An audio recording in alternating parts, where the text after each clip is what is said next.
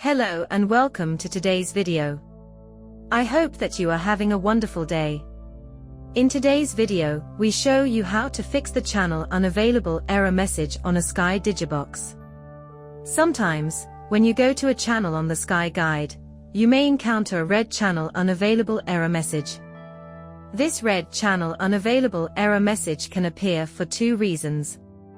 The first reason why you may encounter a red channel unavailable message is that you may have input an invalid channel number. In other words, you have tried to input a channel number that does not exist on the Sky guide. This can be down to the fact you have typed the channel number in incorrectly, or that the channel you are wanting to watch is no longer on that channel number, as it has moved to a different channel number, or has closed down. The second reason why you may encounter a red channel unavailable message is that your Sky guide is not working correctly, and there are missing channels in the list. This usually means that the Sky guide has not loaded correctly.